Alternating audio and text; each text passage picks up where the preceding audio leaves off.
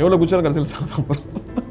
மரணத்தை எப்பவுமே நடிச்சுட்டு இருக்கணும். நினைக்கும் போது நம்மளுக்கு ஆட்டோமேட்டிக்காக இந்த மாடஸ்டி ஹம்பிள்னஸ் எவ்வளோ குச்சாலும் கடைசியில் சாப்பிட்றோம். ஸோ அது ஏன் குதிக்கணும் தான் வரப்போகுது. அது வரைக்கும் நம்ம இன்ட்ரெஸ்டிங்காக நம்மளோட எக்ஸிஸ்டன்ஸை யூஸ் பண்ணிக்கலாம், ஷேர் பண்ணிக்கலாம், நம்மளுக்கு நல்ல விஷயத்தை ஷேர் பண்ணிக்கணும் அண்ட் நல்லபடியாக நடந்துக்கலாம். பட் மரணம் குறித்து நீங்கள் சிறு வயதுலேருந்தே பேசுன மாதிரி இருக்கா பேட்டியில்? ஐ திங்க் அது நம்மள மனுஷன் ஆகுது. இப்போ பார்த்தீங்கன்னா ஹிந்துஸில் வந்து திருநீர் இருக்கும், ஒவ்வொன்றுலையும் அது இந்த கிராஸ் எல்லாமே அது நினைவுபடுத்துறது தான் இருக்குது இல்லையா?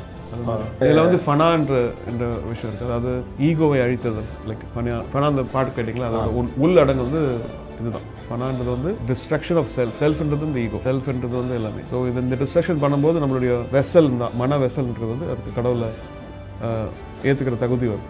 ஸோ என்னென்ன மாதிரி புக்ஸ்லாம் படிப்பீங்க? புக்ஸில் இந்த எக்ஸ்பீரியன்ஸ் தான். எக்ஸ்பீரியன்ஸ் படிச்சுட்டு அது கரெக்டாக இருக்கும் செக் பண்ணுவேன், இல்லைன்னா அதெல்லாம் விட்டுறது. ஆனால் எல்லாத்துக்கும் உங்களுக்கு வந்து ஒரு அதை எக்ஸ்பெரிமெண்ட் பண்ணி பார்த்துடுறீங்க. இல்லை அது உண்மை தானே. அது நமக்கு ஒரு இடத்துல கதவு தட்டினோம்னா நம்மளுக்கு குரல் வரணும் இல்லை அங்கேருந்து, இல்லைன்னா அப்புறம் எதுக்கு அங்கே இந்த கதவு தட்டுறோம், வேறு கதவு வந்து தட்டுறோம். ஓகே, அது ஃபேக்டாக இல்லையான்னு தெரியும், நாங்கள் ராதர் இருக்காங்களா இல்லையான்னு. So whether it's love, whether it's spirituality, whether it's music, whether it's relationship, there should be reciprocation. What is AI will do with music, sir? ஏன்னா டெக்னாலஜினா ஏஆர் ரஹ்மான், அடுத்து ஏஐ என்ன பண்ணும் மியூசிக்? ஐ திங்க் நான் வந்து எல்லாமே ஒரு டூலாக தான் பார்க்குறேன். நம்ம மெயின் நம்ம வாழ்க்கை வந்து ஹியூமனிட்டி. நம்ம எதுக்கு மியூசிக் பண்ணுறோம்? மியூசிக் பேர் கேட்குறாங்க, அவங்களுக்கு பிடிக்குது, அவங்களுக்கு பிடிக்கல, அவங்களுக்கு பிடிக்குது. அதுதான் நம்மளுக்கு ஒரு தூண்டுகோலாக இருக்குல்ல. அப்போ இன்னும் பண்ணலாம், அது பிடிச்சிருக்கு உங்களுக்கு, இது பிடிச்சிருக்கு, இது பிடிக்கல, அப்புறம் மேபி அப்புறம் பிடிக்கலாம். இந்த ரிலேஷன்ஷிப் அதே மாதிரி ஃபேமிலி, ஒரு உட்காந்து தனியாக சாப்பிட்லாம்ல, எதுக்கு நம்ம குழந்தைங்களோட சாப்பிட்றோம் இல்லை ஃப்ரெண்ட்ஸோடு சாப்பிட்றோம். நான் அது ஒரு எனர்ஜி இருக்குது.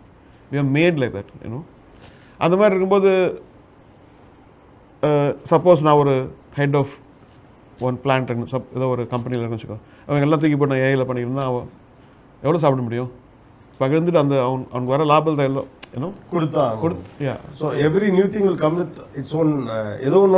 நம்ம அதில் யார் மெயினாக இருக்காங்களோ அவங்களுக்கு வந்து சேனான லீடராக இருக்கணும். அவங்களுக்கு வந்து இந்த மாதிரி மிச்ச பேர் பழப்பு அடைக்கிற மாதிரி விஷயம் பண்ணக்கூடாது. ரோஜா பண்ணும்போது கூட எனக்கு நான் ஒன்றுமே யாருமே யூஸ் பண்ணாமே அந்த இசை ஹிட் ஆகிருக்கலாம்.